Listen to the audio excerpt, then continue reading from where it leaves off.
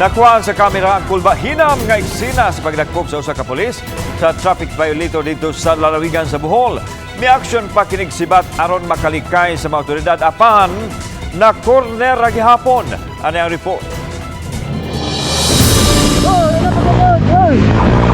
Kuha kini sa kamera ni Police Staff Sergeant Chris Lambagil, sakop sa Motorcycle Anti-Street Crime Operative sa Tagbilaran City Police. Mayo 4 kini nahitabo, dihang nabantayan ni Bagil ang nagmotorsiklo nga walay helmet. Aron paglikay nga masikop, may padagan ang rider sa iyang motorsiklo palayo, apan gigukod siya sa duha ka mga pulis. Milanat og mga 3 minutos ang ginukdanay, hangtod nga daw na corner na ang lalaki. Maong iyang gibangga ang motor ngadto sa motor sa pulis ug pulo sila na nga tumba. Midagan pa ang rider apan gigukod kini sa pulis. Hangtod nga naabtan kini sa pulis nga nasamdan og napangusab sa insidente.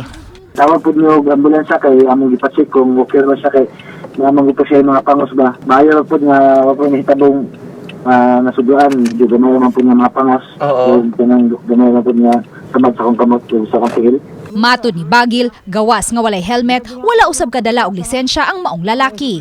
Nasayran nga ang nahisgutang rider, under probation maong nakuyawan kuno sa presensya sa mga pulis. Gipasakaan na siya og kasong resistance to person in authority ug direct assault. Tatawad siya na ayaw naman po siya sorry, magnasuwasan siguro.